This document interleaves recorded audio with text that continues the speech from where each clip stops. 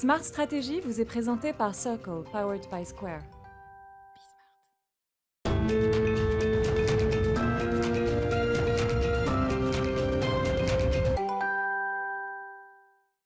Salut à tous, nous voilà à nouveau réunis pour une demi-heure à parler de stratégie. Alors là, en plus, on va parler stratégie avec un banquier, avec un gestionnaire, avec un peu de banque d'affaires aussi, François-Marc Durand. Non, voilà. Je ça, mais non. Voilà, la maison Lazare est pour le coup très célèbre sur la banque d'affaires, mais c'est pas votre sujet. Donc stratégie sous le haut patronage de Circle Strategy et de son fondateur, Augustin Van Rijke-Borsel. Bonjour Stéphane. Salut Augustin. Donc là, intéressant, gestionnaire d'actifs, banque privée, tout ça. François-Marc Durand, raconte-moi un petit peu pourquoi ça t'intéresse. Alors pourquoi ça m'intéresse ? La banque privée, c'est un secteur qui est assez, qui est très intéressant à regarder maintenant parce que on en parlait juste avant hors plateau de ces hockey boomers. Il y a dans la banque privée. Ah oui, alors il faut que tu refasses racontes ce qu'on se disait hors plateau. Donc c'est l'expression que vous connaissez tous, voilà. Hockey boomer. On suppose que tout le monde connaît. Vous pouvez aller regarder. Mais en gros, et donc on peut le dire, la fille de François-Marc Durand lui a dit OK boomer. Voilà. Ça a été pour lui une révélation. Et que la banque privée est quand même, il y a un gros challenge parce que ça reste un métier extrêmement important et qui a toute sa place dans l'économie, mais qui a quand même une histoire un peu plus lointaine et qui doit un peu se réinventer. Et il y a pour moi, la première question que moi je voudrais te poser, c'est au niveau des clients. Parce que tes clients aujourd'hui... Attends, tu vas trop vite. Tu vas trop vite, Augustin. Tu vas trop vite. On va d'abord présenter un petit peu. Il faut parler de Lazare. Non. Et puis, alors, moi, très franchement, je sais évidemment ce que c'est, parce qu'on baigne dedans. Mais banque privée, l'univers de la banque... Ok, d'accord. Moi, alors, je me souviens de Michel Pébro. On était au cœur de la tourmente de 2008-2009. Donc, Michel Pébro, on va dire, fondateur de BNP Paribas, l'homme qui a fait l'un des, je ne sais pas ce que vous en pensez, mais sans doute l'un des plus grands banquiers français, et qui un jour m'avait dit... Parmi tous ceux qui parlent, combien ont déjà vu le bilan d'une banque ? Et non, mais c'était en une phrase dire c'est un univers complexe. Bien sûr. Que beaucoup de gens refusent en fait d'appréhender dans sa complexité. Et donc la banque privée dans cet univers, ça a quelle place exactement ? Bien sûr. Alors, peut-être je voudrais préciser, parce que quand même, vous m'avez invité parce que c'est Lazare. Lazare Gestion, c'est Lazare. Mais je vais peut-être vous dire en deux mots pourquoi Lazare et pourquoi Lazare Banque d'affaires. Lazare est très connue comme étant une banque d'affaires parce qu'elle participe à toutes ces grandes opérations OPA qu'il y a un peu partout dans le monde. Et cette activité-là est une activité très importante. Elle représente 50% du chiffre d'affaires de Lazare au plan mondial. 50% aussi en France. Et 50% autres, c'est une seule activité qui est le métier de gestion d'actifs et de banque privée que je représente au plan français. Donc Lazare Gestion, c'est quoi ? C'est en fait la structure de gestion d'actifs et de banque privée de Lazare, du groupe Lazare mondial en France. Voilà, et qui représente très en gros la moitié. Et c'est la moitié du groupe. C'est la moitié du groupe. Voilà. Top. Et donc banque privée, ça veut dire qu'on gère l'argent des riches ? Voilà, exactement. Alors ça vous aura peut-être pas échappé qu'il est assez rare que la même société fasse à la fois la banque privée et la gestion d'actifs. Ce qu'on appelle la gestion d'actifs, c'est généralement par opposition à la banque privée, c'est la gestion pour le compte de grandes institutions. Et ces métiers se mélangent assez mal. Rothschild fait ça un peu aussi, non ? Rothschild fait ça un peu. Voilà. Mais c'est assez rare. Mais effectivement, il n'y en a pas. Oui, voilà. C'est assez rare. Les gens font soit l'un, soit l'autre. Et quand ils font les deux, ils le font dans deux structures différentes. Ils ont la banque qui fait la banque privée et puis ils ont la société de gestion d'actifs. Nous, on est les seuls. Là, pour le coup, je pense que même Rothschild ne le fait pas, à avoir mis dans une seule et même société de gestion et la banque privée et la société de gestion d'actifs pour le compte institutionnel. Et si vous le voulez, je vous expliquerai plus tard pourquoi. Non, mais dites-moi, non, mais surtout, moi, parce que je veux faire de la pédagogie. Banque privée, gestion d'actifs, ça veut dire quoi ? Ça veut dire que la banque privée conseille aux clients quel gestionnaire d'actifs, finalement, utiliser ? Non. La banque privée, chez nous, la banque privée, elle capte l'argent des clients et elle l'investit dans les marchés financiers pour obtenir la meilleure allocation du patrimoine, la meilleure transmission du patrimoine, la meilleure performance du patrimoine dans le temps. Voilà. Et la gestion d'actifs fait exactement la même chose avec les clients institutionnels.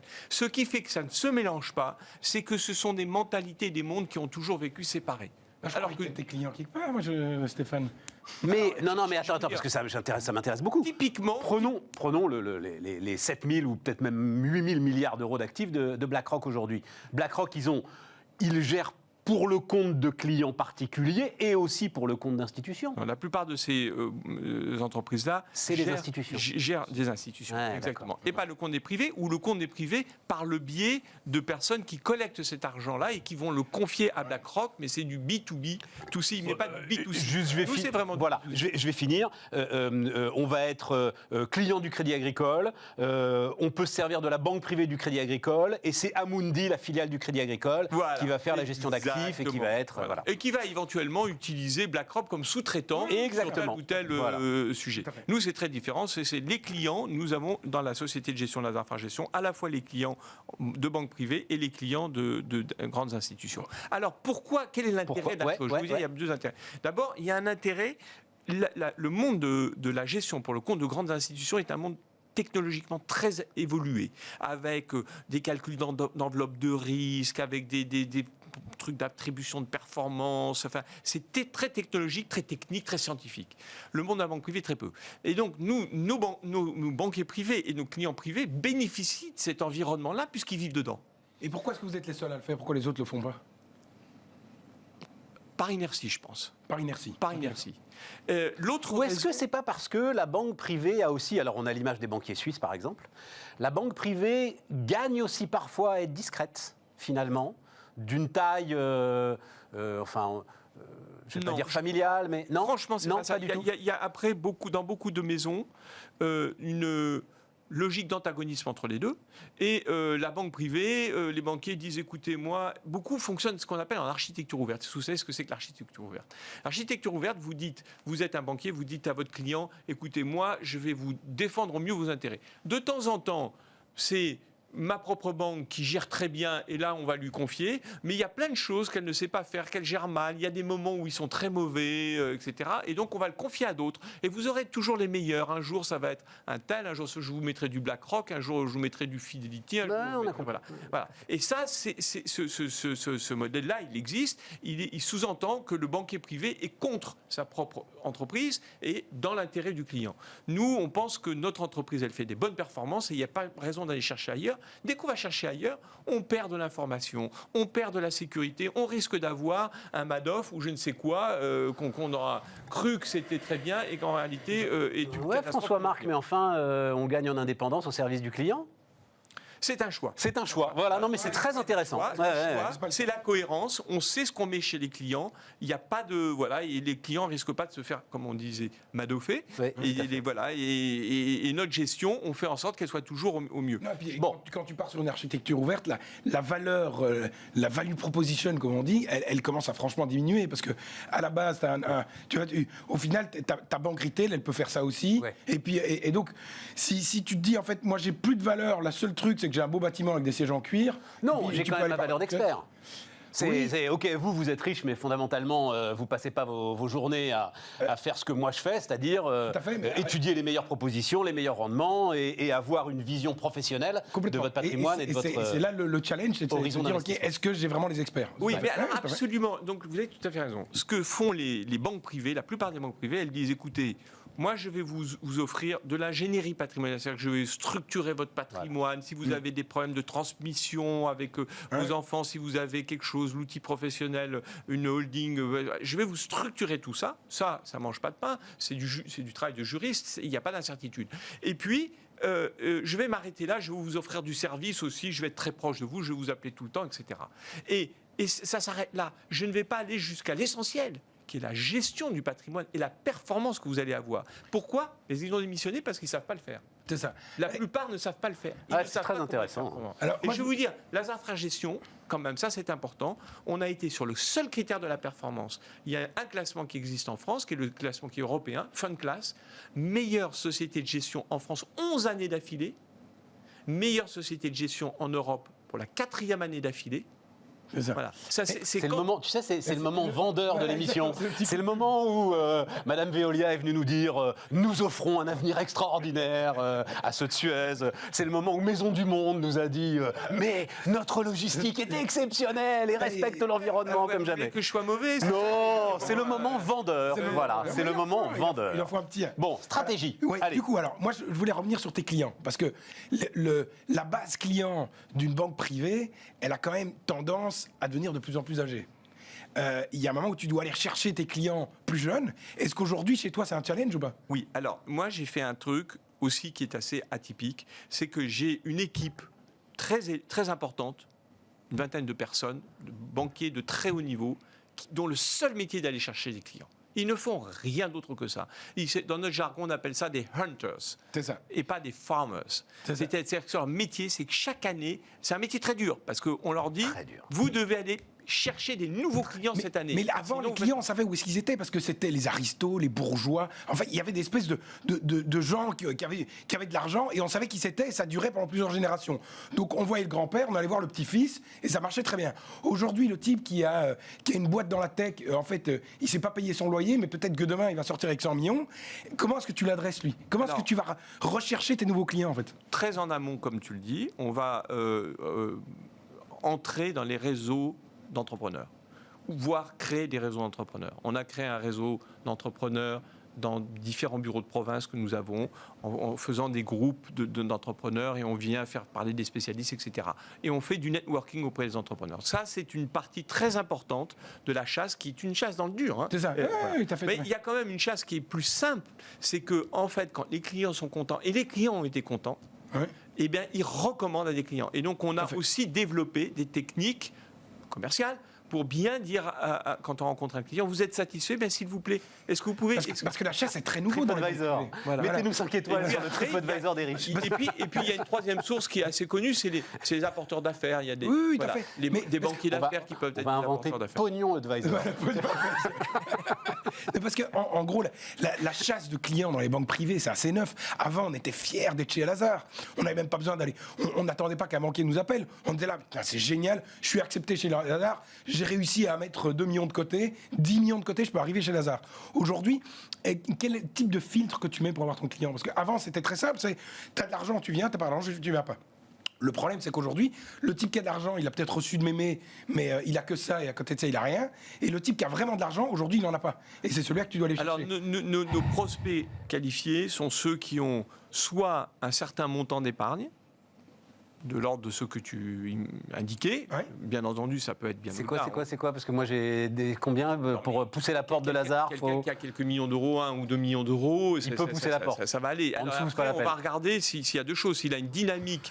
Effectivement, si c'est un jeune entrepreneur ou un cadre qui est dans une certaine phase. Donc ça, c'est des filtres que donc là, 1 million d'euros, on va lui ouvrir son compte parce qu'on sait que ça va monter. Voilà. Mais on peut aussi, si c'est quelqu'un qui a un pouvoir d'indication, il y a des personnes qui sont un influenceur. Si c'est un influenceur, on va l'accepter même peut-être avec un montant inférieur parce qu'on sait qu'il va pouvoir potentiellement nous amener beaucoup. Voilà. Donc, mais le gros de nos clients, ils ont... attendez, en banque privée, on a 12 milliards, on a à peu près 2000 clients, donc ça fait 6 millions d'euros en moyenne.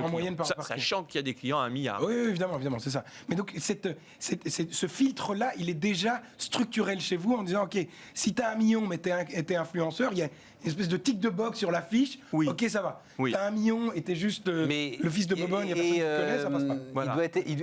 Vous devez être exclusif? C'est-à-dire, vous lui demandez, il peut avoir plusieurs banques privées?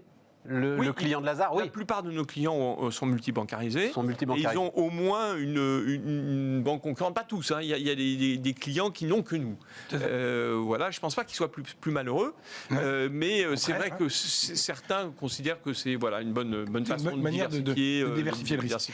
Et la notion, parce qu'après, ton client il est chez toi, comment est-ce que tu le fidélises? Parce que de nouveau, la notion de marque avant, elle était tellement forte. Il y avait le grand-père qui était chez Lazare. Moi, le petit-fils, ne peut surtout pas sortir de Lazare. Donc la fidélisation, vous ne deviez pas y toucher. Aujourd'hui, la fidélisation, c'est quand même un vrai sujet. Ces clients-là sont là pour des générations, bien souvent. Voilà. Et comment on les fidélise? Parce que nous avons mis au cœur de notre offre de valeur la performance. Et ça paraît bête, mais la plupart des concurrents ont démissionné sur ce plan-là. Ils disent, nous, c'est pas la performance, c'est pas grave, on va la chercher ailleurs. Donc, c'est pas très grave, on trouvera, il y aura toujours un bon gérant, et puis si le gérant est mauvais, je change. Nous, on a dit non. Nous, notre offre de valeur, c'est la performance. Donc, on va vous expliquer pourquoi et comment on construit la performance. La performance avec un niveau de risque tolérable, parce qu'il ne s'agit pas non plus de faire de la performance pharaonique et en prenant des risques. Et c'est quoi une performance non pharaonique, mais qui... ça dépend de ton horizon d'investissement, ça dépend du client, ça. Nos clients ont généralement, quand ils ont le temps, une partie importante d'actions. Une part très importante d'actions, et on est assez atypique là-dedans, c'est que les actions, de toute façon, c'est simple. Les actions, c'est l'actif le plus performant dans la longue durée. Voilà. Donc ça, mais par contre... on est convaincu de ça. Mais oui, bien entendu, il n'y a pas de doute là-dessus. Toutes les études et toute l'histoire le montrent. Ah oui, d'accord. Ça se discute avec le private equity. Voilà. Ah oui, non mais... Voilà. Les actions, private ou côté. Private ou côté, voilà, Oui. exactement.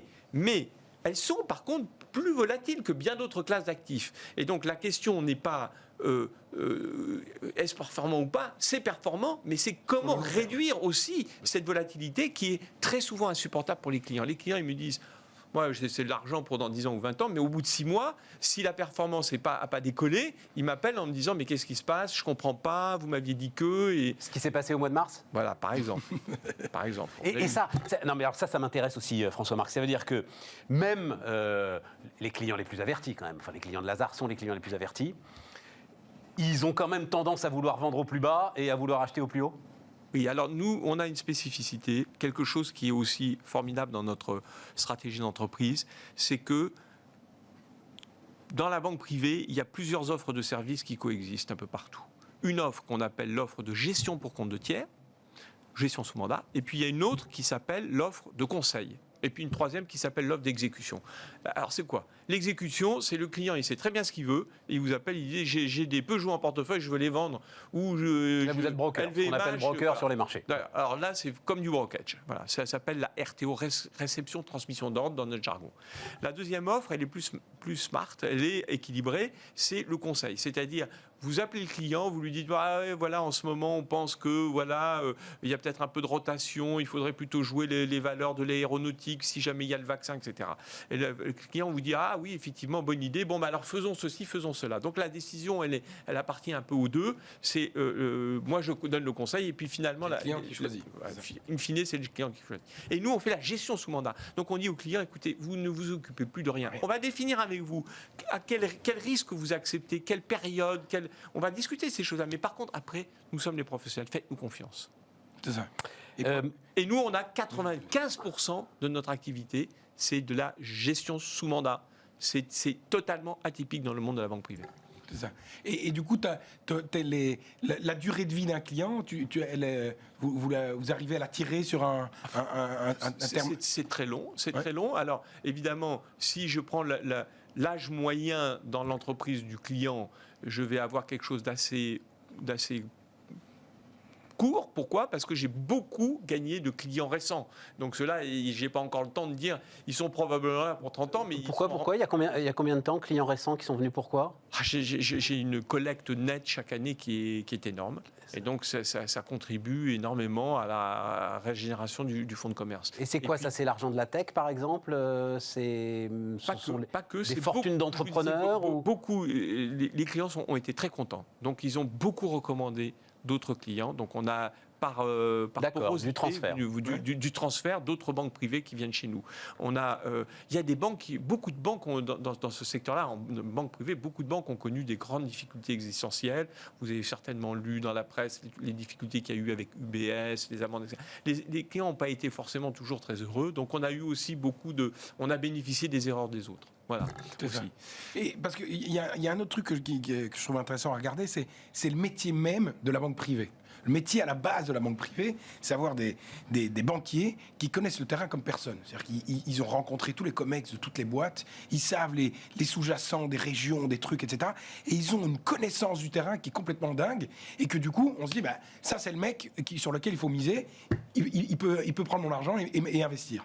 Aujourd'hui, il y a quand même une grosse partie de ces informations-là qui sont un peu au marché. C'est-à-dire que on a accès à ces informations-là de plus en plus facilement, on va dire, et qu'il y a un autre aspect, c'est que tes sous-jacents économiques et sociaux étaient extrêmement longs.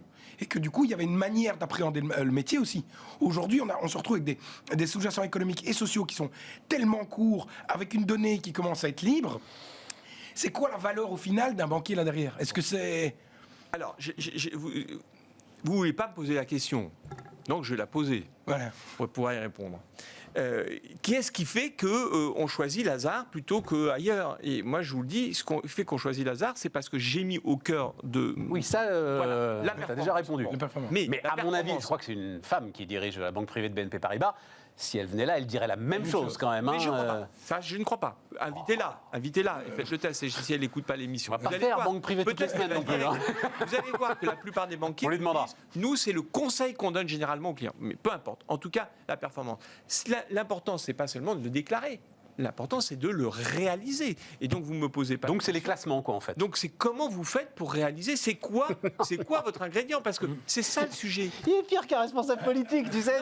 Vous ne me posez pas la question, donc je vais la poser, monsieur le ministre. On va passer à... Comment faites-vous pour arriver Mais retenez ça, que c'est le sujet, c'est ça. Quand vous faites le métier que je fais, vous mais donc c'est les classements.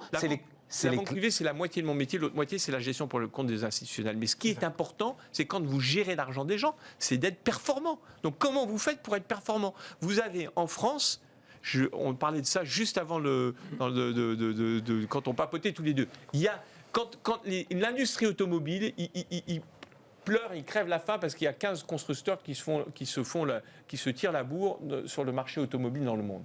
Il y a 650 sociétés de gestion sur le seul marché français. C'est une compétition qui est 650 en France. Il s'en est créé 50 l'an dernier. Alors, il y en a certains qui sont des acteurs de niche. Il y a des gens, par exemple, qui font du private equity, qui ne sont pas directement en concurrence avec moi. Exactement. Il y a des gens qui se sont mis sur des niches. OK, mais il y a au moins 200, au bas mot, 200 généralistes qui sont en concurrence avec moi. Donc, ce métier-là, vous ne vivez pas et vous allez crever si vous n'êtes pas capable de dégager de la performance. Ouais. Donc, il faut réfléchir. Parce que la force de la marque, elle est relative. Bien sûr. Ben, évidemment. La marque existe, c'est important. Mais c'est ça le sujet. C'est important, c'est en fait la force de la marque. Très relative. Voilà. Or, la performance, c'est pas si évident parce que vous avez... Quand j'ai démarré dans la finance, dans les années 80, la finance était un peu un no man's land, un désert intellectuel. Hein. Et puis dans les années 80, c'est devenu un truc très prestigieux. Tous les polytechniciens, les centraliens, les normaliens, les HEC se sont embarqués dans la... Maintenant, je peux vous dire que... Ça nous a donné les subprimes. Il y en a qui ça a donné les subprimes. Mais il y a de la matière grise. Oui, ça, il y avait de la matière grise. Oui, ça, oui. Comment vous faites quand il y a autant de matière grise dans autant de compétiteurs pour arriver à émerger de ça? Et donc, il faut avoir un moment, il faut réfléchir et chercher. Et c'est compliqué. On nous dit aujourd'hui, BlackRock justement. Alors là, on va faire un peu de technique, mais BlackRock, c'est quoi? Les ETF. ETF, ça veut dire quoi? Ça veut dire les mecs. Des ordinateurs en batterie, on réplique les indices et plus personne ne s'occupe de rien. On nous dit que c'est ça aujourd'hui la gestion. Oui.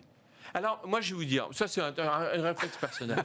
Mais le gérant qui vous dit, moi, je prends l'engagement, je vous donne ma parole, que je ne ferai jamais mieux que l'indice, c'est franchement, moi, ça ne m'excite pas.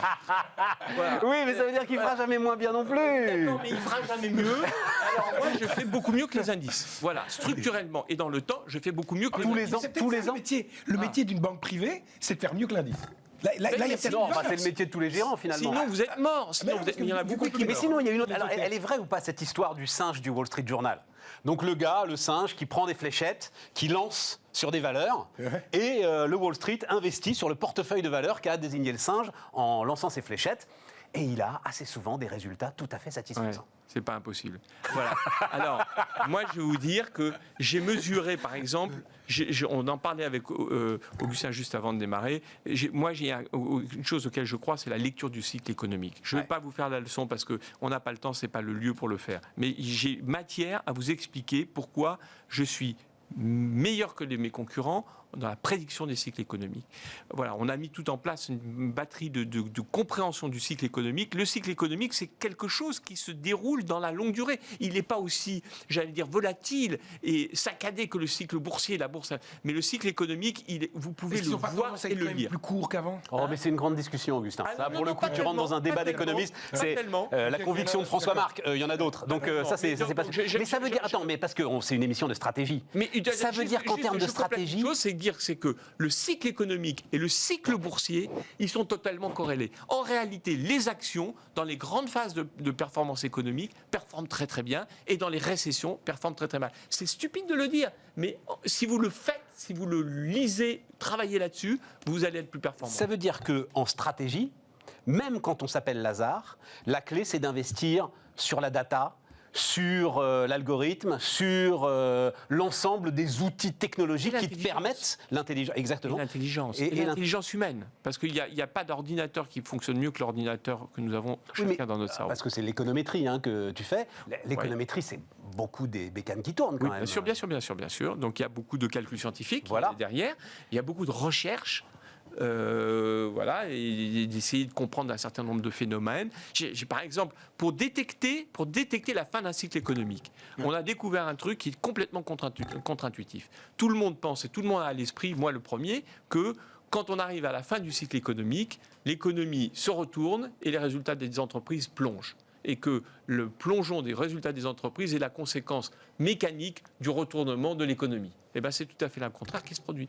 Vous voyez, on a découvert ça. Skyscraping Index. Voilà, c'est-à-dire vous commencez par... C'est quand les immeubles sont au plus haut qu'il faut vendre. Mais c'est même pas ça. C'est que vous commencez à voir le retournement des bénéfices avant le retournement de l'économie. Et vous savez pourquoi ? Parce que dans les hauts cycles, quand on atteint une forme d'euphorie, les entreprises investissent mal.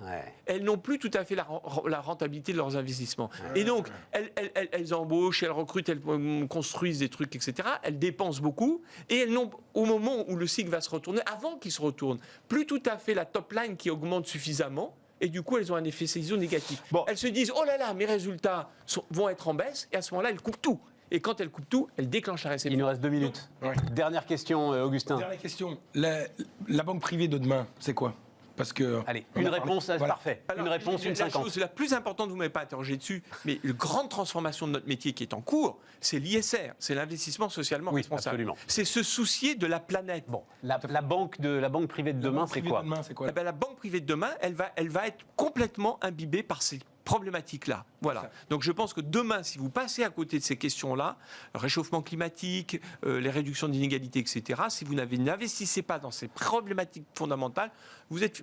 plus personne ne passe à côté aujourd'hui, François Marc. Je pense que vous avez des clients. La plupart des gens, les clients privés sont un peu à la traîne. Ils commencent maintenant à poser des questions et ils disent qu'est-ce que vous faites ? D'accord. Voilà. Et ça pose un vrai problème parce que on veut investir pour le bien de la planète. Je veux dire, personne ne veut investir pour le mal de la planète.